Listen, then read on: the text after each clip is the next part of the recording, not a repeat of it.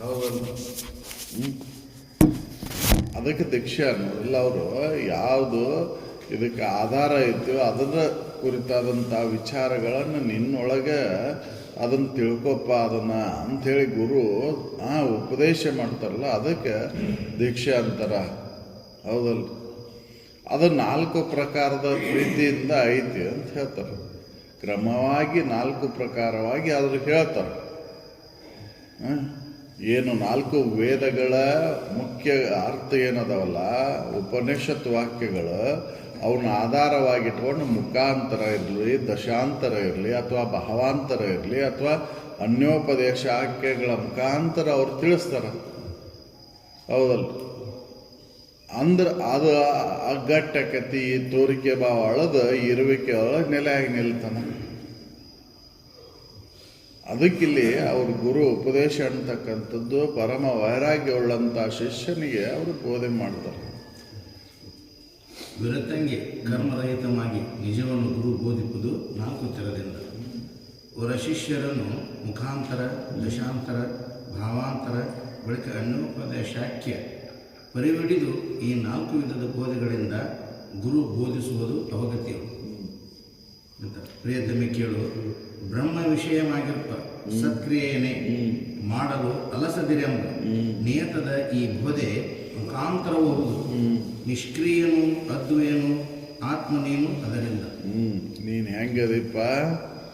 ಅದ್ವಯದಿ, ನಿಷ್ಕ್ರಿಯದಿ, ಬ್ರಹ್ಮವಸ್ತುನ ನೀನದಿ. ನೀನು ಈ ಶರೀರ ಅಲ್ಲ, ನೀನು ಬ್ರಹ್ಮವಸ್ತುನ ನೀನಿದ್ದಿ ಅಂತ ಅಹಂ ಬ್ರಹ್ಮಾಸ್ಮಿ ಅನ್ನುವಂಥ ವಾಕ್ಯವನ್ನು ಆಧಾರವಾಗಿಟ್ಕೊಂಡು ಅವರು ಬೋಧೆ ಮುಖಾಂತರ ಅಂತಕ್ಕಂಥ ಈ ಬೋಧೆಯನ್ನು ಮಾಡ್ತಾರವ್ರು. ನಾನು ಅಂತೇನು ನೀನು ಅಹಂಕಾರ ಉಳ್ಳವನಾಗಿಯಲ್ಲ, ಈ ಶರೀರ ಈ ತೋರಿಕೆ ವಿಷಯ ವಸ್ತುಗಳ ಮೋಹಕ್ಕೆ ಬಿದ್ದು ನಾನು ಅಂತ ಒಳಗಾಗಿಯಲ್ಲ. ಈ ನಾನು ಅಂತಕ್ಕಂಥದ್ದು ಹೆಂಗೈತಿಪ್ಪ ಅಂತಂದ್ರೆ ಅದು ಅದ್ವಯ ಐತಿ, ಅದು ನಿಷ್ಕ್ರಿಯ ಐತಿ, ಅದು ಬ್ರಹ್ಮವಸ್ತುನ ಐತಿ. ಅದೇ ನೀನಿದ್ದಿ ಅಂತ ಅವ್ರು ಹೇಳ್ತಾರೆ. ಅಹಂ ಬ್ರಹ್ಮಾಸ್ಮಿ ಅಂತಕ್ಕಂಥದ್ದು ವಾಕ್ಯವನ್ನು ಆಧಾರವಾಗಿಟ್ಕೊಂಡು ಅವ್ರ ಮುಖಾಂತರ ಬೋಧೆಯನ್ನು ಮಾಡ್ತಾರೆ. ಇದು ಮೊಟ್ಟ ಮೊದಲನೇ ಅನುಭವನಿಂದ, ನಾನು ಅಂತಕ್ಕಂಥದ್ದು ಮೊಟ್ಟ ಅನುಭವನಿಂದಿದು. ನಾನು ಅಂತಕ್ಕಂಥದ್ದು ನೀನು ಏನು ತಿಳ್ಕೊಂಡು? ಶರೀರ ನೀನು ಅಂತ ತಿಳ್ಕೊಂಡು ಅಹಂ ವೃತ್ತಿಗೊಳಗಾಗಿ ಈ ಅಹಂ ವೃತ್ತಿಯನ್ನು ಕಳ್ಕೋ. ನೀನು ಬ್ರಹ್ಮನ ಇದ್ದಿ. ಆ ಬ್ರಹ್ಮ ಅಂತಕ್ಕಂಥದ್ದು ಹೆಂಗೈತಿ? ಅದ್ವಯ ಐತಿ, ನಿಷ್ಕ್ರಿಯ ಐತಿ. ಅದು ಅಂತ ಮುಖಾಂತರ ಬೋಧೆಯನ್ನು ಮಾಡ್ತಾರವ್ರು. ಹೌದಲ್ಲ. ನೀನು ಬ್ರಹ್ಮನ ಇದ್ದಿ ಅಂತ ಹೇಳ್ತಾರವ್ರು. ಅಹಂ ಬ್ರಹ್ಮಾಸ್ಮಿ ಅಂತಕ್ಕಂಥ ವಾಕ್ಯ. ಹೌದಲ್ಲ. ಇದನ್ನು ಆಧಾರವಾಗಿಟ್ಕೊಂಡು ಅವ್ರ ಬೋಧೆ ನಡೆದಿರ್ತೈತೆ. ಅಲ್ಲಿ ವೈರಾಗ್ಯವುಳ್ಳಂಥ ಶಿಷ್ಯನಿಗೆ ಅವ್ರು ಹೇಳ್ತಾರೆ, ನಾನು ಅನ್ಕೊಂತ ನೀ ಕುಂತಿಯಲ್ಪ, ಅಹಂ ವೃತ್ತಿಗೊಳಗಾಗಿ ಈ ಅಹಂ ಅಂತಕ್ಕಂಥದ್ದು ಸುಳ್ಳೈತಿ. ನೀನು ನಾನು ಅಂತ ಹೇಳಾಕತ್ತಿಯಲ್ಲ, ಇದು ನಾನು ಅಂತ ಹೇಳಾಕತ್ತಿಯಲ್ಲ, ಇದು ಸುಳ್ಳೈತಿ. ಯಾಕೆ ಸುಳ್ಳೈತಿ ಅಂತ, ಅದು ಅಹಂ ಅಂತಕ್ಕಂಥದ್ದು, ನಾನು ಅಂತಕ್ಕಂಥದ್ದು ಅದು ಅದ್ವಯ ಐತಿ, ಅದು ನಿಷ್ಕ್ರಿಯ ಐತಿ. ಅಹಂ ಬ್ರಹ್ಮಾಸ್ಮಿ ಅಂತಕ್ಕಂಥದ್ದು ನಿನ್ನ ನಿಜ ಐತಿ ನೋಡು, ಬ್ರಹ್ಮವಸ್ತುನೇ ನೀನಿದ್ದಿ ಅಂತ ಅವ್ರು ತಿಳಿಸ್ತಾರೆ. ಇದು ಮುಖಾಂತರ ಬೋಧೆ. ಇದು ಮುಖಾಂತರ ಬೋಧೆ. ಹೌದಲ್ಲ. ಬ್ರಹ್ಮ ವಿಷಯವಾಗಿರುವ ಸತ್ಕ್ರಿಯೆಯೇ ಮಾಡಲು ಅಲಸದಿರೆಂಬ ನಿಯತದ ಈ ಬೋಧೆ ಈ ವಿಚಾರವನ್ನು ಸತತ ಮಾಡಿ ನಾನು ಬ್ರಹ್ಮನೇ ಇದ್ದೇನೆ ಅನ್ನುವಂಥ ವಿಚಾರವನ್ನು ಸತತ ಮಾಡು. ಅಲಸಾಕ ಹೋಗ್ಬೇಡ. ಇದ್ರೊಳಗೆ ಆಲಸ್ಯತನ, ಸೋಮಾರಿತನ ಇದರೊಳಗೆ ಬೇಡ. ಸತತವಾಗಿ ನಿತ್ಯದಲ್ಲಿಯೂ ಕೂಡ ಈ ವಿಚಾರವನ್ನು ಮಾಡು ಅಂತ ಹೇಳ್ತಾರೆ. ಬಿಟ್ಟು ಬಿಡದ ಈ ವಿಚಾರವನ್ನು ಮಾಡಿ. ನೀ ಬ್ರಹ್ಮನೇ ಇದ್ದಿ, ನಾ ಬ್ರಹ್ಮನೇ ಇದ್ದೇನೆ ಅನ್ನುವಂಥ ವಿಚಾರವನ್ನು ಸತತ ಮಾಡು ಅಂತ ಹೇಳ್ತಾರೆ. ಯಾಕಂದ್ರೆ ಈ ಶ್ರುತಿ ಅಭಿಪ್ರಾಯ ಐತಿದು ಏನು, ಅಹಂ ಬ್ರಹ್ಮಾಸ್ಮಿ ಅಂತಕ್ಕಂಥ ಮಟ್ಟ ಅನುಭವನ ಜೀವನಿಗೆ ಐತಿ ಅಂತ. ಯಾಕಂದ್ರೆ ನಾನು ಅಂತಕ್ಕಂಥದ್ದು ಯಾವಾಗಲೂ ಇರುವಂಥದ್ದು. ಅದು ಅಲ್ಲಿ ಎರಡು ಅನ್ನೋದಿಲ್ಲ. ಅದ್ವಯ ಐತದು, ನಿಷ್ಕ್ರಿಯ ಐತದು, ಅದೇ ಬ್ರಹ್ಮ ಐತಿ ನೋಡು. ಈ ವಿಚಾರವನ್ನು ಸತತ ನಿನ್ನೊಳಗೆ ಮಾಡು ಅಂತ ಹೇಳ್ತಾರೆ. ಇದು ಮುಖಾಂತರ ಬೋಧೆ. ಎಸ್. ಅಹಂ ಬ್ರಹ್ಮಾಸ್ಮಿ ಅನ್ನುವಂಥ ವಚನವನ್ನು ಆಧಾರವಾಗಿಟ್ಕೊಂಡು ಅವ್ರ ಬೋಧನೆ ನಡೆದೈತಿ. ಈ ವಿಚಾರನ ಸತ್ಕ್ರಿಯೆ, ಇದೇ ಒಳ್ಳೆ ಕ್ರಿಯೆ. ಇದನ್ನ ಅಲಸದೆ ಬಿಟ್ಟು ಬಿಡದ ಇದನ್ನು ಮಾಡುವಂತ. ಅದಕ್ಕೆ ಶ್ರವಣ ಅಂತಂದ್ರೆ ಹೌದಲ್ಲ, ಈ ವಿಚಾರವನ್ನ ಕೇಳು, ಇದನ್ನು ಬಿಟ್ಟು ಬಿಡದ ಕೇಳು, ಹೌದಲ್ಲ. ಅದಕ್ಕೆ ಅವರು ಮುಖಾಂತರ ಬೋಧೆ ಅಂತಕ್ಕಂಥದ್ದಕ್ಕೆ ಆಧಾರ ಏನು ಅಂತಂದ್ರೆ ಅಹಂ ಬ್ರಹ್ಮಾಸ್ಮಿ ಎನ್ನುವಂಥ ವಾಕ್ಯ. ಈ ವಾಕ್ಯವನ್ನು ಆಧಾರವಾಗಿಟ್ಕೊಂಡು ಅವ್ರ ಬೋಧನೆ ನಡೆದಿರ್ತೈತೆ ಅಲ್ಲಿ.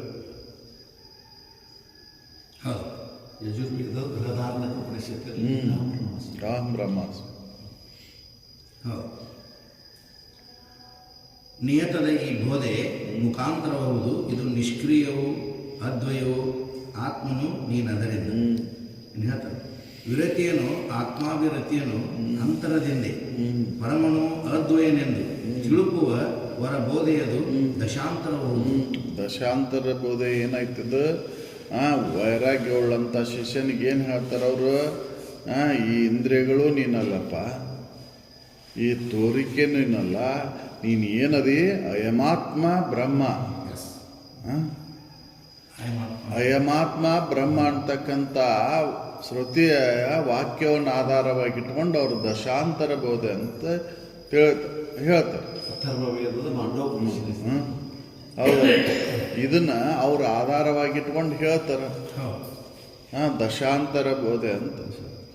ಈ ಎಲ್ಲ ತೋರಿಕೆಗೆ ಆಧಾರ ವಸ್ತುನ ನೀನದೀಪ. ಅಯಮಾತ್ಮ ಬ್ರಹ್ಮ, ನೀ ಬ್ರಹ್ಮ ಸ್ವರೂಪನ ಇದ್ದಿ, ಎಲ್ಲವೂ ಆತ್ಮ ಸ್ವರೂಪನ ಇದ್ದಿ ಅಂತ ಅವರು ಬೋಧೆ ಮಾಡ್ತಾರೆ. ವಿರತಿಯನ್ನು ಆತ್ಮಾಭಿರತಿಯನ್ನು ಅಂತರದಿಂದೆ ಪರಮನು ಅದ್ವಯನೆಂದು ತಿಳುಕುವ ವರ ಬೋಧೆ ಅದು ದಶಾಂತರವಾಗುವುದೆಂದು ನಿರ್ಧರಿಸು. ಇದು ಶ್ರುತಿಸಿದ್ಧವಾಗುವುದಾಗಿ. ಇದ್ರ ಮೇಲೆ ವೈರಾಗ್ಯವನ್ನು ತಾಳು, ಅಭಿರತಿಯನ್ನು ಎದರ ಮೇಲೆ ತಾಳು? ಆತ್ಮವಸ್ತುನೇ ನಾನು ಅಹಂ ಬ್ರಹ್ಮಾಸ್ಮಿ ಅಂತಕ್ಕಂಥ ಮುಖಾಂತರ ಬೋಧೆ ಮುಖಾಂತರ ಏನು ಆತ್ಮನೇ ನೀನದಿ ಅಂತ ತಿಳ್ಕೊ. ಅಲ್ಲೇ ಅದನ್ನು ಗಟ್ಟಿಗೊಳಿಸ್ಕೊ. ಮುಖಾಂತರ ಬೋಧೆ ಒಳಗೆ ಹೇಳಿದಂಥ ಏನು ಬ್ರಹ್ಮವಸ್ತುನೇ ನೀನದಿ ಅನ್ನೋದು ಹೇಳಿದ್ದನ್ನು ಅದನ್ನು ಇಲ್ಲಿ ಗಟ್ಟಿಗೊಳಿಸ್ಕೊ. ನೀ ಅಯಮಾತ್ಮ ಬ್ರಹ್ಮ, ಆತ್ಮವಸ್ತುನೇ ನೀನಂದ್ರೆ ಬ್ರಹ್ಮನೇ ಇದ್ದಿ ಅನ್ನುವಂಥದ್ರ ಕಡೆ ಅದನ್ನು ಗಟ್ಟಿಗೊಳಿಸ್ಕೊ. ಇದನ್ನು ಬಿಡು, ಇದರೊಳಗೆ ವೈರಾಗ್ಯವನ್ನು ತಾಳು, ಇದನ್ನು ಹಿಡ್ಕೊ. ಯಾವುದನ್ನ ನಾ ಬ್ರಹ್ಮನೇ ಇದ್ದೇನೆ ಅನ್ನೋದನ್ನು ಹಿಡ್ಕೊ. ಅದೇ ಆತ್ಮವಸ್ತು ಐತಿ. ಬ್ರಹ್ಮ ಯಾವುದು? ಆತ್ಮನೇ ಬ್ರಹ್ಮ ಅಂತ. ಅಯಮಾತ್ಮ ಬ್ರಹ್ಮ, ನಾನು ಬ್ರಹ್ಮನೇ ಇದ್ದೇನೆ ಅನ್ನೋದನ್ನು ಗಟ್ಟಿಗೊಳಿಸ್ಕೊ ಇಲ್ಲಿ ಇನ್ನಷ್ಟು. ಇದು ದಶಾಂತರ ಬೋಧೆ ಅಂತ. ಹೌದಲ್ಲ? ಇಲ್ಲಿ ಕರ್ಮ ರಹಿತವಾಗಿ ಹೇಳ್ಯಾರ ಅವರು. ಬಾಹ್ಯ ಕರ್ಮ ವೃತ್ತಿಯನ್ನು ಬಿಟ್ಟು ನಿನ್ನೊಳಗೆ ಇದನ್ನ ವಿಚಾರ ಮಾಡು ಅಂತ ಹೇಳ್ತಾರೆ. ಹೌದಲ್ಲ? ಬಾಹ್ಯ ಕರ್ಮದಿಂದ ನಿನ್ನ ದುಃಖನ ಐತೆ ಹೊರತಾಗಿ ಸುಖ ಅಂತೂ ಇಲ್ಲ. ಅದಕ್ಕೆ ಆಂತರಿಕ ಕರ್ಮಗಳನ್ನು ಮಾಡಲಿಕ್ಕೆ ಅವ್ರಿಗೆ ಹೇಳ್ತಾರಿಲ್ಲ. ಹೌದಲ್ಲ? ನಿನ್ನೊಳಗೆ ಇದನ್ನು ವಿಚಾರ ಮಾಡಿ ನೋಡ್ಕೋ. ನೀ ಬ್ರಹ್ಮನೇ ಇದ್ದಿ ಅನ್ನೋದನ್ನ ಅದು ಮೊಟ್ಟ ಮೊದಲೇ ಜೀವನದ ಮೊಟ್ಟ ಮೊದಲೇ ಅನುಭವ. ನಾನು ಅಹಂ ಬ್ರಹ್ಮಾಸ್ಮಿ ಅನ್ನೋದ ಮೊದಲೇ ಅನುಭವ. ಇದನ್ನ ಅದು ಆ ಬ್ರಹ್ಮ ಹೆಂಗೈತಿ ಅಂದ್ರೆ ಆತ್ಮವಸ್ತುನ ಬ್ರಹ್ಮ ಅಂತ. ಅಯಂ ಆತ್ಮ ಬ್ರಹ್ಮ ಅಂತ. ಇದನ್ನ ದಶಾಂತರ ಬೋಧೆ ಅಂತ.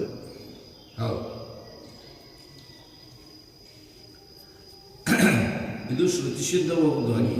ಅದಕ್ಕೆ ಶ್ರುತಿ ಸಿದ್ಧ ಐತಿ. ಶ್ರುತಿ ಅಭಿಪ್ರಾಯ ಇದು.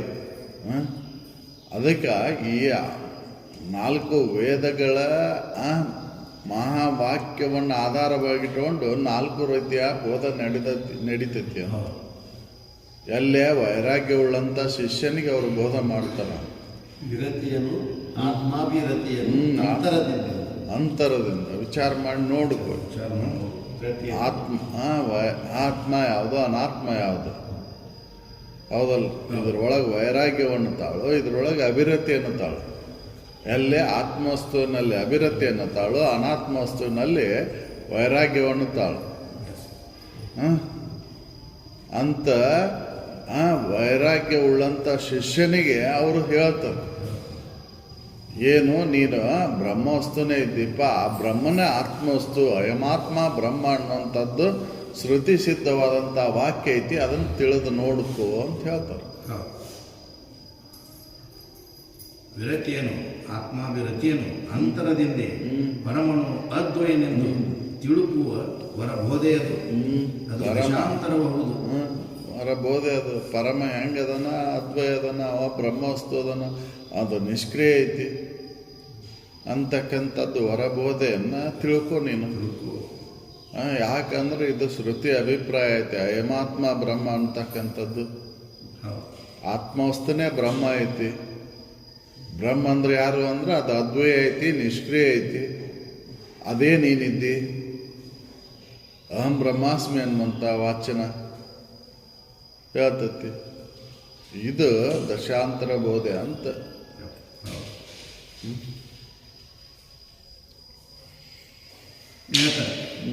ಪರಮನೇ ನೀನೆಂಬುವುದೇ ಪರೀಕ್ಷಿಸೆ ಭಾವಾಂತರ ಬೋಧೆ ಎನ್ನುವುದು ನಿಜದೋಳು.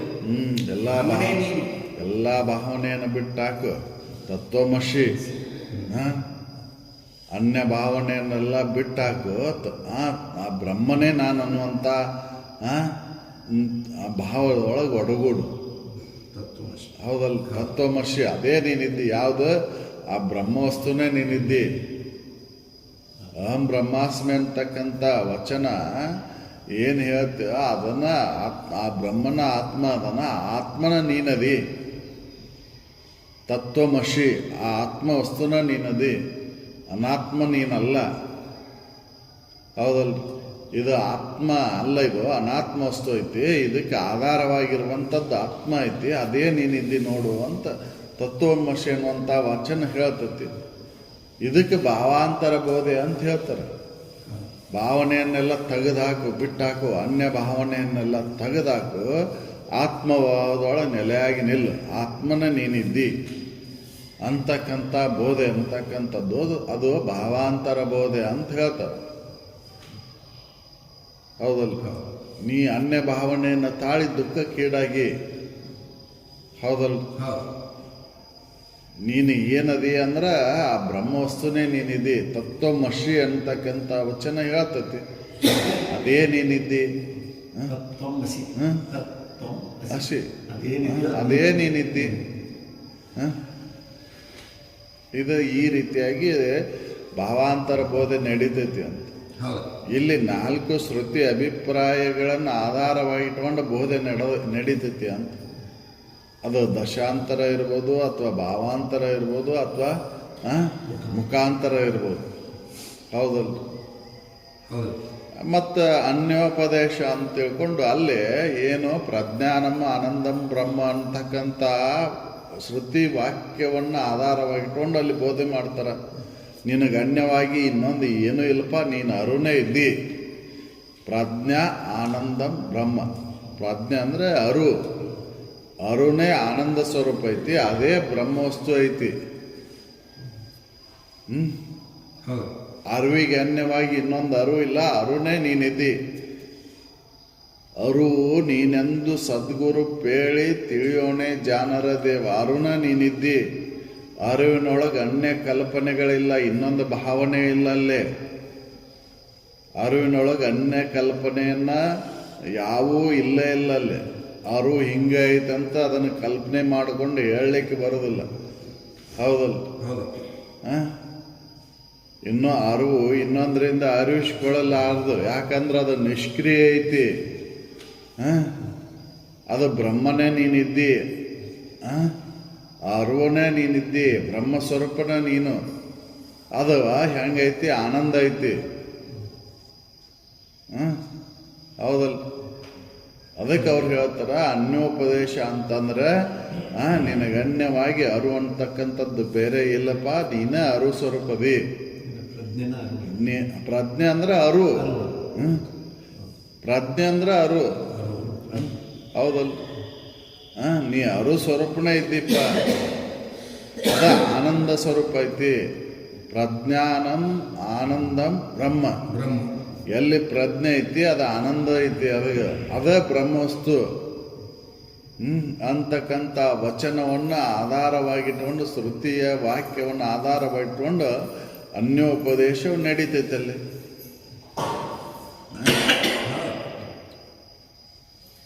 ಪರಮನೆ ನೀನೆಂಬುದೇ ಪರೀಕ್ಷಿಸಿ ಭಾವಾಂತರ ಬೋಧೆ ಎನ್ನುವುದು ನಿಜದಳು.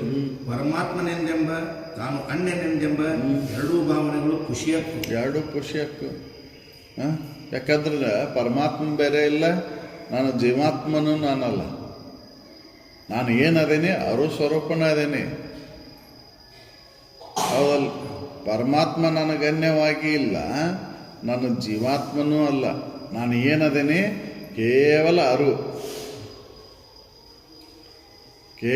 ಅರು ಸ್ವರೂಪನದೇನೆ.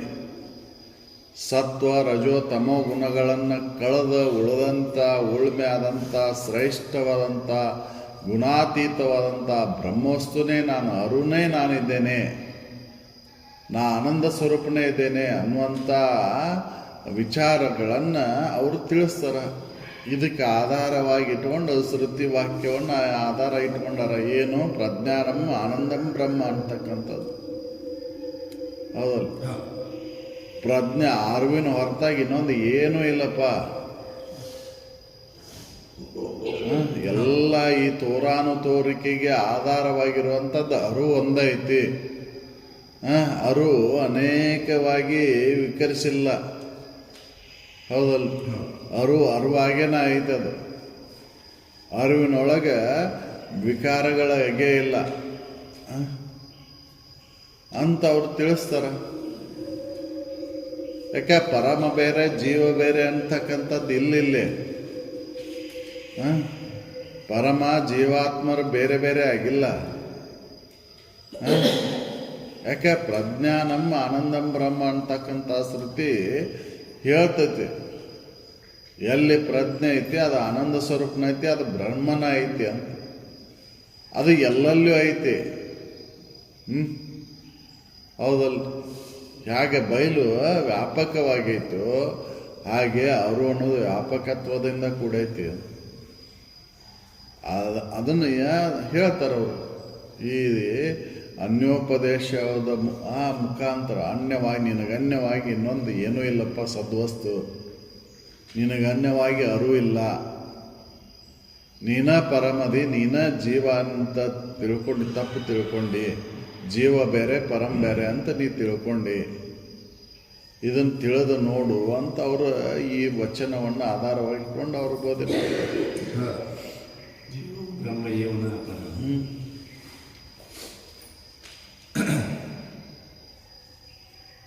ಪರಮನೆ ನೀನೆಂಬುದೇ ಪರೀಕ್ಷಿಸಿ ಭಾವಾಂತರ ಬೋಧೆ ಎನ್ನುವುದು ನಿಜದಳು.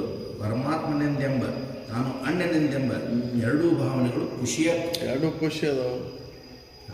ಸುಳ್ಳದವು. ಪರಮ ಬೇರೆ ಜೀವ ಬೇರೆ ಅನ್ನತಕ್ಕಂಥ ನಾಣ್ಯ ಪರಮಗೆ ಅನ್ಯದನಿ, ನಾ ಜೀವಾತ್ಮ ಅಂತಂದು ಎರಡೂ ಸುಳ್ಳದವು. ಹೌದಲ್ಲ? ಪರಮೊಬ್ಬ ಬೇರೆ ಅದನ್ನ, ನನ್ನ ಜೀವ ಅದನಿ, ಪರಮಗೆ ಅನ್ಯವಾಗಿ ನಾನು ಅದನಿ, ಪರಮನ ಸೇರಬೇಕು, ಪರಮನ ಸಾಕ್ಷಾತ್ಕಾರ ಮಾಡ್ಕೋಬೇಕು ಅನ್ನೋದು ಸುಳ್ಳೈತಿ. ಯಾಕೆ? ನಿನಗೆ ಅನ್ಯವಾಗಿ ಪರಮ ಇಲ್ಲ. ಯಾಕಂದ್ರೆ ನೀ ಅರುವದಿ. ಪ್ರಜ್ಞಾನಂ ಆನಂದಂ ಬ್ರಹ್ಮ. ಹೌದಲ್ ಅನ್ನುವಂಥ ಶ್ರುತಿ ಅಭಿಪ್ರಾಯವನ್ನು ಅವರು ಆಧಾರವಾಗಿಟ್ಕೊಂಡಾರ. ಆಧಾರವಾಗಿಟ್ಕೊಂಡು ಅವ್ರ ಬೋಧನೆ ನಡೆದೈತಿ. ಹೌದಲ್? ನಿನಗೆ ಅನ್ಯವಾಗಿ ಇನ್ನೊಂದು ಅರು ಇಲ್ಲ, ನೀ ಅರು ಸ್ವರೂಪನದಿ. ಹೌದಲ್? ಅರುವನ್ನ ನೀನು ಬೇರೆ ಕಲ್ಪಿಸ್ಕೊಂಡಿ, ಪರಮ ಬೇರೆ ಜೀವ ಬೇರೆ ಅಂತ. ಹೌದಲ್? ಪರಮಾತ್ಮ ಒಬ್ಬ ಬೇರೆ ಅದನ್ನ, ನಾ ಜೀವಾತ್ಮ ಪರಮಾತ್ಮನ ಸೇರಬೇಕು ಅಂಥೇಳಿ ಏನೇನೋ ಪ್ರಯತ್ನ ಮಾಡಾಗತ್ತಿ. ಇದಲ್ಲ, ತಪ್ಪು. ಈ ತಪ್ಪು ತಿಳುವಳಿಕೆಯನ್ನು ದೂರ ಮಾಡ್ಕೊ. ಎರಡು ಅನ್ನುವಂಥ ಭಾವ ಇಲ್ಲ. ನೀನ ಪರಮದಿ, ಅರುಣ ನೀನದಿ ಅನ್ನುವಂಥ ಈ ವಚನ ಹೇಳ್ತತಿ. ಹೌದಲ್ಲ? ಪ್ರಜ್ಞಾನಂ ಆನಂದಂ ಬ್ರಹ್ಮ ಅಂತ. ಹೌದು. ಅನ್ಯವನೇ ಒರೆಯುತ್ತ ಅನ್ಯವನೇ ಅರುಪಲು ಅದು ಅನ್ಯೋಪದೇಶ ಬೋಧೆಯ ನೀಕು ಧನ್ಯ ನೀನು ಅರಿಯನು ಅನ್ಯವದು ಖುಷಿ ತಾನೇ ಅನನ್ಯ ಬೋಧ್ಯನು ತಾನು ದೃಶ್ಯ ಮಾತ್ರ ನೀನು ಯಾವಾಗಲೂ ಇರುವಂಥ ಅನನ್ಯ ಅಂದರೆ ವ್ಯಾಪಕವಾಗಿರುವಂಥ ಬೋಧ ಸ್ವರೂಪನಾಗಿರುವಂಥ ಇಲ್ಲದಾಗೆ ಇಲ್ಲ. ನೀನು ಇಲ್ಲದಂಗೆ ಆಗೇ ಇಲ್ಲ. ನಿನಗೆ ಅನ್ಯವಾಗಿ ಅನ್ನೋದು ಇಲ್ಲೇ ನನಗೆ ಅನ್ಯವಾಗಿ ಅರಿವು ಐತೆ ಅನ್ನೋದು ಇಲ್ಲ ನೀನು ಅರಿವು ಅನನ್ಯ ಅದೇ ನೀನು, ವ್ಯಾಪಕ ಅದೇ ನೀನು, ಬೋಧ ಸ್ವರೂಪ ನೀನು, ಆಧಾರ ನೀನದೇ. ಹೌದಲ್ಲ, ನೀನು ಆಧಾರ ಅದೇ. ನೀನು ಯಾವಾಗಲೂ ಅದೇ ಆಧಾರವಾಗಿರುವಂಥ ವಸ್ತು ಯಾವಾಗಲೂ ಐತೆ. ಅದಕ್ಕೆ ಬಾಧಕತ್ವ ಬಂದೇ ಇಲ್ಲ. ಹೌದಲ್ಲ, ಬೋಧೆ ಅದಕ್ಕೆ ಬೋಧೆಗೆ ಬಾಧಕ ಬಂದೇ ಇಲ್ಲ. ಬೋಧಾತ್ಮನೂ ನೀನು ಅಂತ, ಆಧಾರ ವಸ್ತುನ ನೀನು ಅಂತ. ಅದಕ್ಕೆ ಆಧಾರ ಯಾವುದೈತಿ ಅದಕ್ಕೆ ಬಾಧೆ ಬಂದೇ ಇಲ್ಲ. ಹೌದಲ್ಲ, ಹಗ್ಗಕ್ಕೆ ಬಾಧಕತ್ವ ಬಂದೇ ಇಲ್ಲ. ಹಾವಿಗೆ ಬಾಧಕತ್ವ ಬಂದೈತಿ. ಹಾವು ಇಲ್ಲಂಗೆ ಆಕೈತಿ, ಹಗ್ಗ ಇಲ್ಲಂಗೆ ಆಗೋದೇ ಇಲ್ಲ. ಹೌದಲ್ರಿ, ಹಾವು ಆದಾಗೂ ಹಗ್ಗನ ಐತಿ, ಹಾವು ಅಡಗಿದಾಗೂ ಹಗ್ಗನ ಐತಿ. ಹಾವು ಆಗೋಕ್ಕಿನ ಪೂರ್ವದಲ್ಲೂ ಹಗ್ಗನ ಇತ್ತು. ಆಧಾರ ವಸ್ತು ನೀನು. ಹೌದಲ್ಲ, ನೀನು ದೃಶ್ಯ ಮಾತ್ರ ಅದಿ ನೋಡು ಅಂತ ಈ ಬೋಧೆ ಅನ್ಯೋಪದೇಶಾಖ್ಯ ಮುಖಾಂತರ ಅವ್ರು ತಿಳಿಸ್ತಾರೆ. ನಿನಗನ್ಯವಾಗಿ ಬ್ರಹ್ಮವಸ್ತು ಇಲ್ಲಪ್ಪ, ನೀನ ಬ್ರಹ್ಮವಸ್ತು ಅದಿ, ಆಧಾರನ ನೀನದಿ, ಅನನ್ಯನೂ ನೀನು, ಬೋಧ ಸ್ವರೂಪನೂ ನೀನು, ದೃಶ್ಯ ಮಾತ್ರ ನೀನು ದೃಶ್ಯ ಮಾತ್ರ. ನೋಡುವ ನೀನೆಲ್ಲವನ್ನೂ ಅರಿಯೋಣ. ಅರಿಯುವಂಥ ಅರಿವು ಯಾವಾಗಲೂ ಐತೆ. ಅದು ಇಲ್ದಂಗೆ ಆಗಿಲ್ಲ. ಅದಕ್ಕೆ ಅರಿವಿನೊಳಗೆ ಒಮ್ಮೆಯೂ ಮರೆವೇ ಇಲ್ಲ ಅಂತ ತಿಳಿಯೋಣೆ ಜಾನರ ದೇವ. ಅರಿವಿನೊಳಗೆ ಒಮ್ಮೆಯೂ ಮರೆವೇ ಆಗಿಲ್ಲ. ಅರಿವು ಯಾವಾಗಲೂ ಐತೆ. ಅರಿವಿಗೆ ಯಾವ ಬಾಧಕತ್ವ ಬಂದೇ ಇಲ್ಲ. ಹೆಂಗೆ ಆ ಹಗ್ಗಕ್ಕೆ ಹೆಂಗೆ ಬಾಧೆ ಆಗಿಲ್ಲೋ, ಹಗ್ಗ ಯಾವಾಗಲೂ ಐತು, ಹಾಗೆ ನೀನು ಯಾವಾಗಲೂ ಇರೋ ಅನ್ನುವಂಥ ಈ ಪ್ರಜ್ಞಾನಮ್ಮ ಆನಂದಂ ಬ್ರಹ್ಮ ಅಂತಕ್ಕಂಥ ವಾಕ್ಯವನ್ನು ಆಧಾರವಾಗಿಟ್ಕೊಂಡು ಅವರು ಬೋಧೆ ಮಾಡ್ತಾರೆ. ಅನ್ಯೋಪದೇಶ ವಾಕ್ಯ ಅಂತ ಇದಕ್ಕಂತಾರೆ. ಯಾಕೆ ನಿನಗೆ ಅನ್ಯವಾಗಿ ಪರಮ ಇಲ್ಲ. ನೀನು ಪರಮ ಬೇರೆ, ನಾನು ಬೇರೆ ಅಂತ ತಪ್ಪು ತಿಳ್ಕೊಂಡೀನಿ. ಹೌದಲ್ಲ, ಕೇವಲ ಅರು ಸ್ವರೂಪ ಒಂದೈತಿ. ಅರು ಈ ಯಾವುದ್ರೊಳಗೂ ಬೆರಿಕೆ ಆಗಿಲ್ಲ. ಹೌದಲ್ಲ, ಗುಣರಹಿತವಾದಂಥ ಇರುವುದು. ಅದು ಗುಣಗಳಿಂದ ಕುಡಿದ್ರೆ ಅದು ವಿಕಾರಕ್ಕಿತ್ತು. ಹೌದಲ್ರಿ, ಗುಣಗಳಿಂದ ಯಾವುದು ಕುಡೈತೆ ಅದು ವಿಕಾರಕ್ಕಿತ್ತು. ಗುಣರಹಿತವಾಗಿರುವುದು ಯಾವುದು ವಿಕಾರ ಆಗುವುದಿಲ್ಲ. ಅದು ತ್ರಿಕಾಲದಲ್ಲೂ ಇರ್ತೈತಿ ಅಂತ.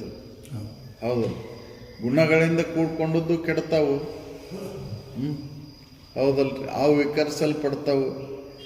ಸತ್ವ ಇದ್ದಿದ್ದು ರಜೋ ಅನ್ನರಾಕೈತಿ, ರಜೋ ಇದ್ದಿದ್ದು ತಮೋನರಾಕೈತಿ, ಅಥವಾ ತಮೋ ಇದ್ದಿದ್ದು ಸತ್ವಗುಣನರಾಕೈತಿ, ರಜೋ ಗುಣನರಾಕೈತಿ. ಹೌದಲ್ಲ, ಈ ಗುಣಾತೀತವಾಗಿರುವಂಥ ಸದ್ವಸ್ತು ಅದು ಆಧಾರ ಐತಿ. ಎಲ್ಲ ತೋರಿಕೆಗೂ ಇರುವಿಕೆಗೂ ಅದು ಆಧಾರ ಐತಿ. ಹೌದಲ್ಲ, ಅದು ಕೇವಲ ಅದು ಅರು ಒಂದೇ. ಅಲ್ಲಿ ಎರಡು ಅನ್ನೋದು ಇಲ್ಲ. ಅಂತ ಈ ಅನ್ಯೋಪದೇಶಾಖ್ಯವನ್ನು ಹೇಳ್ತಾರೆ. ಈ ಬೋಧೆ ಅಲ್ಲಿ ನಡೀತೈತಿ ಅಂತ. ಈ ರೀತಿಯಾಗಿ 4 ರೀತಿಯ ಬೋಧೆ ಯಾರಿಗೆ ಹೇಳ್ತಾರಪ್ಪ ಅಂತಂದ್ರೆ ವರಶಿಷ್ಯನಿಗೆ, ವೈರಾಗ್ಯವುಳ್ಳಂಥ ಶಿಷ್ಯನಿಗೆ ಅವರು ಬೋಧೆ ನಡೀತೈತಿ ಅಂತ. ವರಶಿಷ್ಯ ಆಗಿರ್ಬೇಕಲ್ರಿ ಅವ. ವರಶಿಷ್ಯ ಯಾರು ಅಂತಂದ್ರೆ ಜೀವಭಾವದಿಂದ ಕೂಡ್ಯಾನ, ವಿಷಯದೊಳಗೆ ವೈರಾಗ್ಯವುಳ್ಳ ಆಗ್ಯಾನ, ಅವ ವರಶಿಷ್ಯ. ಹೌದಲ್ಲ, ಜೀವಭಾವ ಇನ್ನೂ ಹೋಗಿಲ್ಲ ಅವಂಗೆ. ಆದ್ರೆ ವಿಷಯದೊಳಗೆ ತೋರಿಕೆ ಒಳಗೆ ವೈರಾಗ್ಯ ಬಂದೈತಿ. ಹೌದಲ್ಲ, ಅವ ವರಶಿಷ್ಯ ಅಂತ ಅನ್ನಿಸ್ಕೊಂತಾನ. ಅವಂಗೆ ಈ ಬೋಧೆ ನಡೀತೈತಿ ಅಂತ. ಜೀವಭಾವ ಇನ್ನೂ ಹೋಗಿಲ್ಲ. ಆದ್ರೆ ಹೊರಗಿನ ವಿಷಯದೊಳಗೆ ವಿರಕ್ತಿ ಬಂದೈತಿ. ಹೊರಗಿನೊಳಗೆ ಎಲ್ಲ ವೈರಾಗ್ಯ ಬಂದೈತಿ ಅವ್ನಿಗೆ. ಅವ ವರಶಿಷ್ಯ ಅನ್ನಿಸುವಂತಾನ. ಆ ಜೀವಭಾವವನ್ನು ಕಳ್ಕೊಳ್ಳಿಕ್ಕೆ ಅವನ ಪ್ರಯತ್ನ ನಡೆದೈತಿ. ಅವ ವರಶಿಷ್ಯ ಅನ್ನಿಸುವಂತಾನ. ಹೌದಲ್ರಿ? ವಿಷಯದ ಅವನಿಗೆ ಯಾವ ವಿಷಯದ ಅಪೇಕ್ಷೆ ಇಲ್ಲ ಅವಂಗೆ. ಯಾಕೆ? ವಿಷಯದೊಳಗೆ ವೈರಾಗ್ಯ ಬಂದೈತಿ. ಅವಾಗೇನು ಬೇಕಾಗೈತೆ ಅಂತಂದ್ರೆ ಎಂದ ನಾ ಸುಖಿ ಆದೇನಪ್ಪ, ಎಂದ ಈ ಬಂಧನವನ್ನು ನಾ ಕಳ್ಕೊಂಡೇನಿ ಅನ್ನುವಂಥ ಉತ್ಕಟ ಇಚ್ಛೆ ಉಳ್ಳವನು. ಎಂದಿರ್ಪಿನೋ ನಿಜ ಸುಖದಲ್ಲಿ ಬಹುದ್ವಂದ್ವಗಳನ್ನೆಲ್ಲ ಉಳಿದು ಅನ್ನುವಂಥ ಒಂದು ಉತ್ಕಟ ಇಚ್ಛೆ ಉಳ್ಳವಾಗ್ಯಾನ. ಅಂದರೆ ಮುಮುಕ್ಷು ಆಗ್ಯಾನ ಅಂತ. ಮುಮುಕ್ಷತ್ವ ಅವನಲ್ಲಿ ಐತಿ ಅಂತ. ಆ ವರಶಿಷ್ಯ ಅನಿಸುವಂತಾನ. ಅವಾಗ ಗುರುಬೋಧೆ 4 ರೀತಿಯಿಂದ ನಡೀತೈತಿ ಹೇಳ್ತಾರೆ. ಇಲ್ಲಿ 4 ಬೋಧೆಗೆ ಆಧಾರವಾಗಿ 4 ಮಹಾವಾಕ್ಯವನ್ನು ಆಧಾರ ಇಟ್ಕೊಂಡಾರ. ಮುಖಾಂತರ ಬೋಧೆ ಒಳಗೆ ಅಹಂ ಬ್ರಹ್ಮಾಸ್ಮಿ ಅಂತಕ್ಕಂಥ ವಾಕ್ಯ, ದಶಾಂತರದೊಳಗೆ ಯಮಾತ್ಮ ಬ್ರಹ್ಮ, ಭಾವಾಂತರದೊಳಗೆ ತತ್ವಮಸಿ, ಅನ್ಯ ಭಾವನೆಯನ್ನು ತಾಳಬೇಡ, ನೀನು ಬ್ರಹ್ಮನೇ ಇದ್ದಿ, ತತ್ವಂ ಅಸಿ. ಹೌದಲ್ಲ?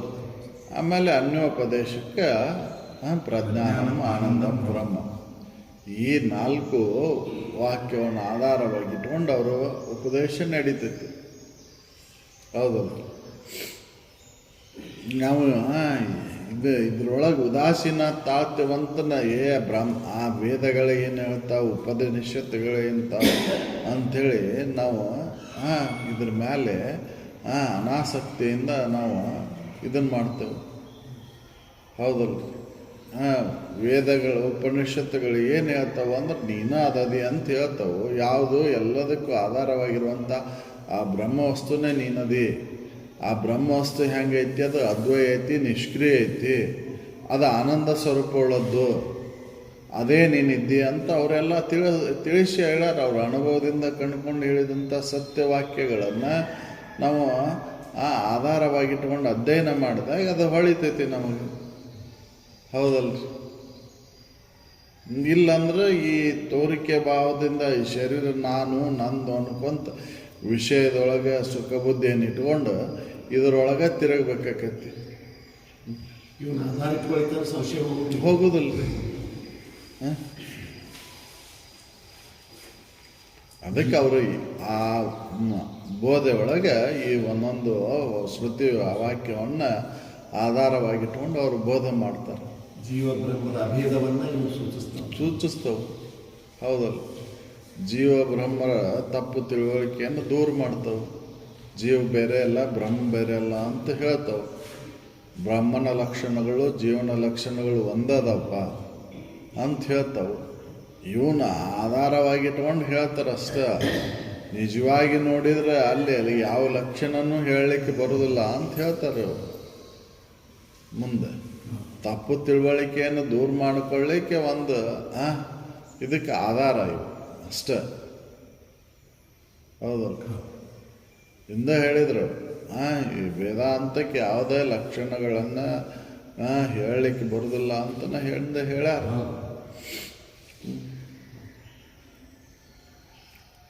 ಇವನು ಹೇಳಿದ ತಿಳ್ಕೊಳ್ಳಿ ಅಂತ ಹೇಳಿದ್ದಷ್ಟೇ. ಹೌದಲ್ಲ, ನಿಜವಾಗಿಯೂ ನಿನ್ನನ್ನು ನೀ ತಿಳಿದ ಮೇಲೆ ಏನು ಅನ್ನೋದು ಗೊತ್ತಾಗುತ್ತೆ, ಅದನ್ನೇ ಹೇಳಲಿಕ್ಕೆ ಬರೋದಿಲ್ಲ ಅದು. ಹೌದಲ್ಲ, ಆದರೂ ಕೂಡ ಒಂದು ಲಕ್ಷಣದಿಂದ ತಿಳ್ಕೊಳ್ಳಿ ಅಂತ ಹೇಳಿದ್ದು.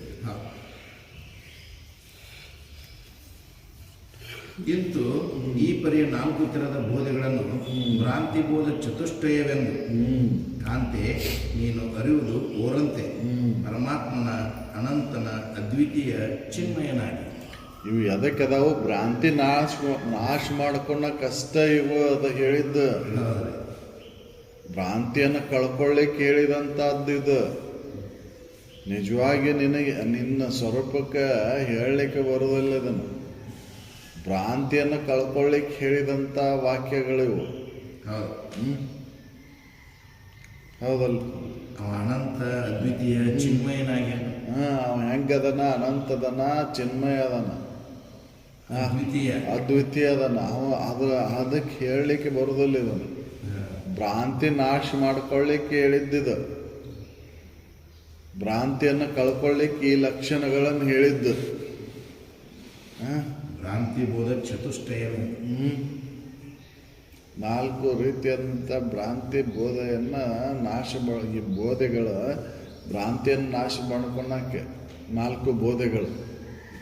ಹೌದಲ್ಲ, ನಿಜವಾಗಿಯೂ ಅದು ಹೆಂಗೈತಿಪ್ಪ ಅಂದ್ರೆ ಬ್ರಹ್ಮ ಅದನ್ನು ಹೇಳಲಿಕ್ಕೆ ಬರೋದಿಲ್ಲ. ಯಾಕಂದ್ರೆ ಅನಂತ ಐತದ, ಅದ್ವಿತೀಯ ಐತಿ. ಹೌದಲ್ಲ, ವ್ಯಾಪಕ ಐತಿ. ಅದು ಎರಡು ಇಲ್ಲದು. ಅದನ್ನ ಹೇಳಲಿಕ್ಕೆ ಬರೋದಿಲ್ಲ, ಹೋಲಿಕೆಯನ್ನು ಕೊಡ್ಲಿಕ್ಕೆ ಬರೋದಿಲ್ಲ. ಹೌದಲ್ಲ, ಅದ್ವಿತೀಯನಲ್ಲಿ ಯಾವ ಹೋಲಿಕೆಯನ್ನು ಕೊಡ್ಲಿಕ್ಕೆ ಬರೋದಿಲ್ಲ. ಅದು ಎರಡಿದ್ದಾಗ ಅದಕ್ಕೆ ಹೋಲಿಕೆ. ಹೌದಲ್ಲ, ಎರಡಿದ್ದಾಗ ಭೇದ. ಒಂದರಲ್ಲಿ ಯಾವ ಭೇದ ಮಾಡ್ತೀವಿ? ಯಾಕಂದ್ರೆ ಅದು ವ್ಯಾಪಕ ಐತೆ. ಅದು ಹೌದಲ್ಲ, ವ್ಯಾಪಕ ಐತೆ. ಅದು ಖಂಡಿತ ಇದ್ರೆ ಅದನ್ನ ಭೇದ ಇರ್ತಿತ್ತು. ವ್ಯಾಪಕ ಐತದ, ಪೂರ್ಣ ಐತದ. ಅಲ್ಲಿ ಭೇದ ಮಾಡ್ಲಿಕ್ಕೆ ಬರೋದಿಲ್ಲ. ಇದು ಭೇದ ಭಾವನೆಗಳನ್ನು, ಅನ್ಯ ಭಾವನೆಯನ್ನು ತಾಳಿದ್ದು ಖಂಡಿತತ್ವದೊಳಗೈತಿ, ಅಖಂಡಿತತ್ವದೊಳಗಿಲ್ಲ ಅಂತ ಹೇಳ್ತಾರೆ. ಇದು ಖಂಡಿತತ್ವ ಅಂತಕ್ಕಂಥದ್ದು ಭಾವನೆ ಮುಖಾಂತರ ಬಂದದ್ದು. ಭಾವನೆಯನ್ನು ಕಳ್ಕೊಂಡು ನೋಡಿದ ನೀನು ಪರಿಪೂರ್ಣನಾದಿ ಅಂತ. ಹೌದಲ್ಲ, ಈ ರೀತಿಯಾಗಿ ಅವ್ರ ಬೋಧ ನಡೀತೈತಿ. ಎಲ್ಲೇ ವರಶಿಷ್ಯನ ವಿರತಂಗೆ ಕರ್ಮರಹಿತವಾಗಿ ನಿಜವನ್ನು ಗುರು ಬೋಧಿಪುರು 4 ತೆರನಾಗಿ ಅವರು ಬೋಧನೆ ಮಾಡ್ತಾರೆ.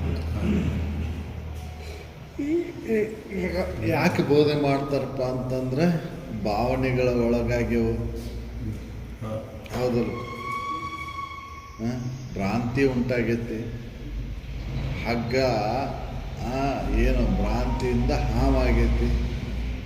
ಆ ಹಾವಿನ ಭಯವನ್ನು ಹೋಲಾಡಿಸೋನಾಗೆ ಆ ಇದ್ದ ವಸ್ತುವಿನ ಜ್ಞಾನವನ್ನು ಉಂಟು ಮಾಡಿ ಕೊಡಬೇಕದು. ಹೌದಲ್ಲ, ಇದ್ದ ವಸ್ತುವಿನ ಜ್ಞಾನ ಉಂಟು ಮಾಡಿ ಕೊಡಬೇಕಂದ್ರೆ ಅಲ್ಲಿ ಬೋಧೆ ನಡಿಬೇಕದು. ಹೌದಲ್ಲ, ಆ ಇದ್ದ ವಸ್ತುವಿನ ತಿಳುವಳಿಕೆಯನ್ನು ಮಾಡಿಕೊಳ್ಳಲಿಕ್ಕೆ ಈ 4 ರೀತಿಯಿಂದ ಬೋಧನೆ ನಡೀತೈತಿ ಅಂತ ಹೇಳ್ತಾರೆ. ಅವ ಭ್ರಾಂತಿ ನಾಶಕೈತಿ. ಹಗ್ಗದೊಳಗಿನ ಹಾವಿನ ತಪ್ಪು ತಿಳುವಳಿಕೆ ಅವ ದೂರ ಆಕೈತಿ. ಹೌದಲ್ಲ, ಅದಕ್ಕೆ ಅವ್ರು ಹೇಳ್ತಾರೆ ಇಲ್ಲೇ 4 ರೀತಿಯಿಂದ ಬೋಧೆ ಭ್ರಾಂತಿಯನ್ನು ಕಳ್ಕೊಳ್ಳಿಕ್ಕೆ ಅದಾವು. ಹೌದಲ್ಲ, ಭ್ರಾಂತಿ ಮಾಡ್ಕೊಳಕ್ಕೆ ಈ ಬೋಧೆಗಳು. ಮುಖಾಂತರ, ಆಮೇಲೆ ದಶಾಂತರ, ಭಾವಾಂತರ, ಅನ್ಯೋಪದೇಶ. ಈ 4 ಬೋಧೆಗಳು ಭ್ರಾಂತಿಯನ್ನು ನಾಶ ಮಾಡ್ತಾವು.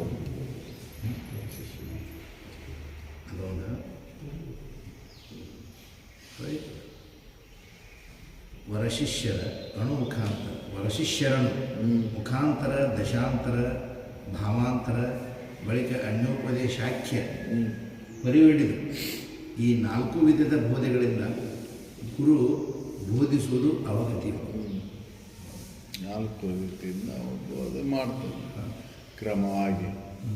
ಹೌದಲ್ರಿ? ಯಾಕಂದ್ರೆ ಭ್ರಾಂತಿಯನ್ನು ಕಳ್ಕೋಬೇಕಂದ್ರೆ ಅದನ್ನು ವಿಚಾರದಿಂದನೇ ಕಳ್ಕೊಳ್ಳಿಕ್ಕೆ ಬರ್ತೈತಿ. ವಿಚಾರ ಮಾಡಲಿಲ್ಲ ಅಂದ್ರೆ ಭ್ರಾಂತಿ ನಾಶ ಆಗುವುದಿಲ್ಲ. ಆ ವಿಚಾರಕ್ಕೆ ಅನುಕೂಲ ಆಗತಕ್ಕಂಥ ಬೋಧೆಯನ್ನು ಅವ್ರು ಹೇಳ್ತಾರೆ. ಹೌದಲ್ಲ? ಅದರ ಮುಖಾಂತರ ಹೇಳ್ತಾರೆ, ನೀನು ಬ್ರಹ್ಮನೇ ಇದ್ದಿ ನೋಡಪ್ಪ, ಬ್ರಹ್ಮಾಸ್ಮಿ ಅಂತಕ್ಕಂಥ ಮೊಟ್ಟ ಮೊದಲ ಅನುಭವ. ಹೌದಲ್ಲ? ಅಲ್ಲಿ ಇರ್ತಾರೆ ಬ್ರಹ್ಮ ವಿಷಯವಾಗಿರ್ತ ಬ್ರಹ್ಮನನ್ನ ವಿಷಯ ಮಾಡ್ಕೊಂಡು ಮತ್ತು ಬ್ರಹ್ಮಾಸ್ಮಿ ಅಂತಕ್ಕಂಥದ್ದು ಬ್ರಹ್ಮನನ್ನ ವಿಷಯ ಮಾಡಿಕೊಂಡ ಹೇಳಿದ್ದದು. ಅದ ಸತ್ಕ್ರಿಯೆ.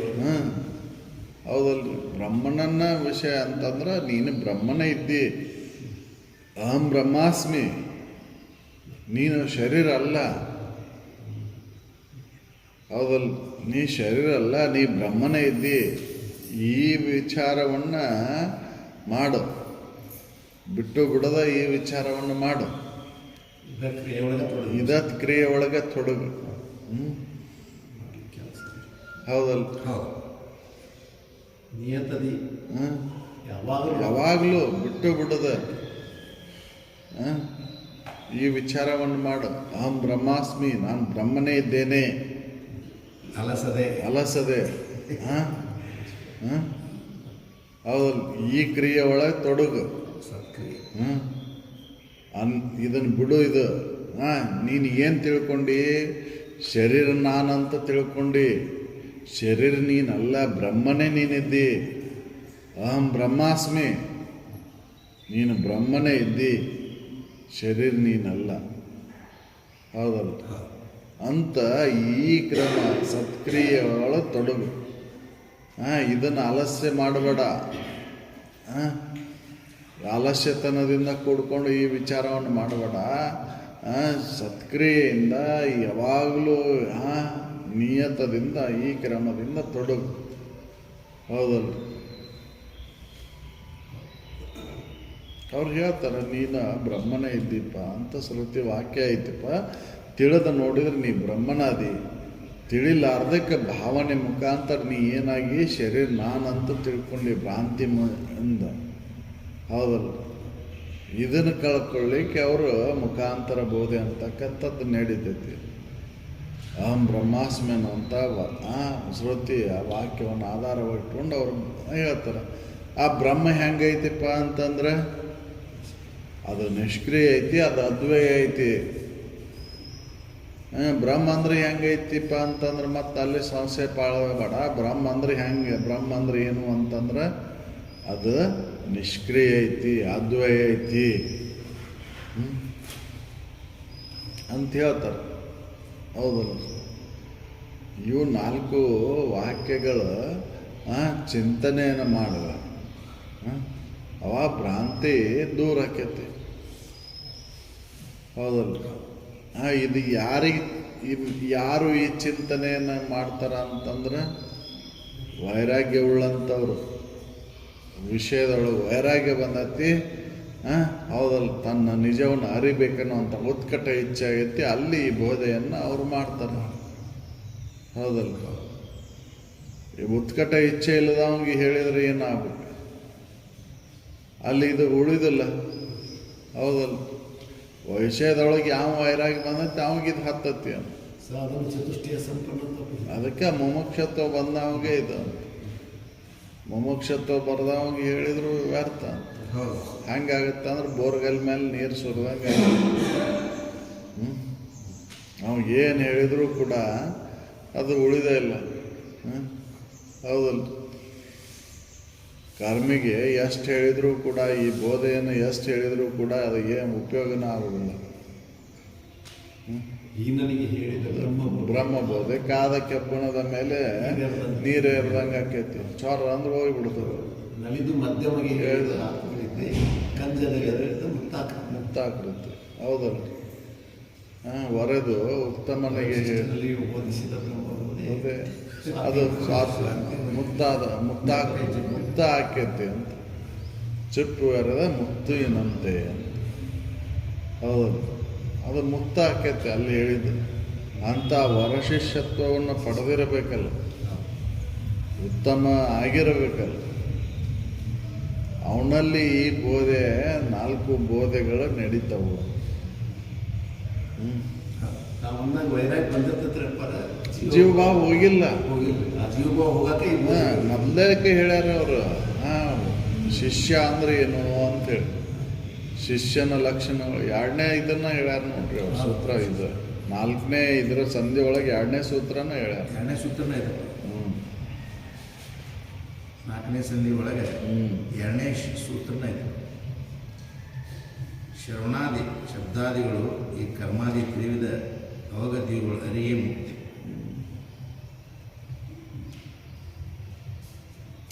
ಎರಡನೇ ಸೂತ್ರನ 3ನೇ ಸೂತ್ರ ಐತಿ. ಗುರುವಿಂದ ಪರತತ್ವ ದೋಷರಹಿತನಾಗಿದೆ ತಿಳಿಯುವುದು ಶಿಷ್ಯನ. 3ನೇ ಸೂತ್ರ ಅದೇ ಐತೆ. ಗುರುವಿಂದೆ ಪರತತ್ವವುದು ದೋಷರಹಿತವಾಗಿರಿ ತಿಳಿಯುವುದು ಶಿಷ್ಯನೆನಿಪು. ಗುರುಪಾದ ಭಕ್ತಂಗೆ ಪರಮ ವಿರಕ್ತಂಗೆ ಅರಳಿತ ಚಿತ್ತಂಗೆ ಶಿಷ್ಯಂಗೆ ಪರಮಾತ್ಮ ಪದವನ್ನು ನಿರಪೇಕ್ಷ ನೆನೆಸಿ ಸದ್ಗುರುವನು ಗೌರವನು ಒಲವಿಂದ ತಿಳಿಪುದು ಬರೆವನು. ಹೌದು. ಅವನಿಗೆ ಯಾವ ಅಪೇಕ್ಷೆ ಇಲ್ಲ ಅಂದ್ರೆ ವಿಷಯದೊಳಗೆ ವೈರಾಗ್ಯ ಬಂದತ್ತೆ.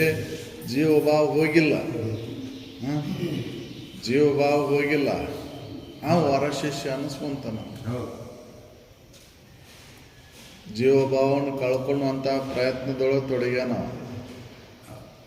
ನಾನಂದ್ರೆ ಏನು ಅನ್ನುವಂಥ ತಿಳುವಳಿಕೆಯನ್ನು ಮಾಡ್ಕೋಬೇಕು ಅನ್ನೋಂಥ ಉತ್ಕಟ ಇಚ್ಛೆ ಉಳ್ಳವಾಗ್ಯಾನ. ಅವು ಎಲ್ಲ ವಿಷಯದೊಳಗೂ ವೈರಾಗ್ಯ ಬಂದೈತೆ. ಯಾವ ವಿಷಯದೊಳಗೂ ಅವನಿಗೆ ಆಸಕ್ತಿ ಇಲ್ಲ, ನಿರಾಸಕ್ತನಾಗ್ಯಾನ. ಅವನಲ್ಲಿ ಗುರುಬೋಧೆ ಅಂತಕ್ಕಂಥದ್ದು ನಿಲುಕ್ತೈತಿ. ಅವಾಗ 4 ಪ್ರಕಾರದ ಬೋಧೆಯನ್ನು ಅಲ್ಲಿ ಗುರು ಮಾಡ್ತಾನ. ಗುರು ಮಾಡಿದ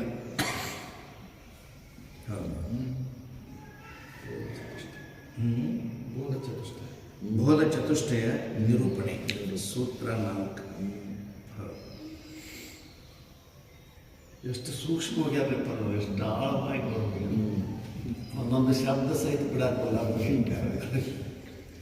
ಈಗ ಹೇಳಿದ್ರೆ ಸರ್ ಅವಾಗ ವಿಷಯದೊಳಗೆ ವಿರತಿ ಬಂದತ್ತಂತ.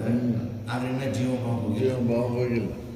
ಜೀವಭಾವ ಕಳ್ಕೊಳ್ಳುವಂಥ ಉತ್ಕಟ ಇಚ್ಛೆ ಒಳಗೆ ತೊಡಗ್ಯಾನ. ಉತ್ಕಟ ಇಚ್ಛೆ ಐತೆ ಅವನಿಗೆ. ಜೀವಭಾವವನ್ನು ಕಳ್ಕೊಳ್ಳುವಂಥ ಉತ್ಕಟ ಇಚ್ಛೆ ಅವನಲ್ಲಿ ಐತಿ. ವೈರಾಗ್ಯ ಬಂದೈತಿ. ಅಂತಲ್ಲಿ ಬೋಧೆ ಉಳಿತೈತಿ. ಅವ ವರಶಿಷ್ಯ. ವರಶಿಷ್ಯ. ಅವ ಗುರುವಿನಲ್ಲಿ ಯಾವ ಅಪೇಕ್ಷೆನೂ ಇಲ್ಲ. ಅವನಿಗೇನು ಗುರುವಿನಲ್ಲಿ ಏನು ಕೇಳ್ತಾನ ಅಂತಂದ್ರೆ ಜೀವ ಅಂದ್ರೇನು, ಬ್ರಹ್ಮ ಅಂದ್ರೇನು, ಆ ಬ್ರಹ್ಮದ ಲಕ್ಷಣಗಳೇನು, ಈ ಭ್ರಾಂತಿಯನ್ನು ಕಳ್ಕೊಳ್ಳಿಕ್ಕೆ ಬೇಕಾದಂಥ ವಿಚಾರಗಳನ್ನು ನನಗೆ ತಿಳಿಸ್ರಿ ಅಂತ ಹೇಳ್ತಾನ. ಹೌದಲ್ಲ. ವರಶಿಷ್ಯ ಅನ್ಸ್ಕೊಂತಾನ. ಅವನಲ್ಲಿ ಅವಂಗ ಈ ಬೋಧೆಗಳು ನಡೀತವೆ.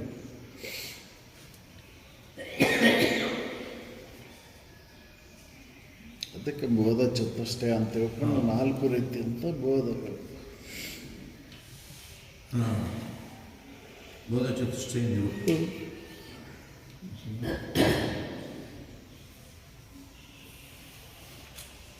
ಸಕಲ ಸಾಧು ಸಂತ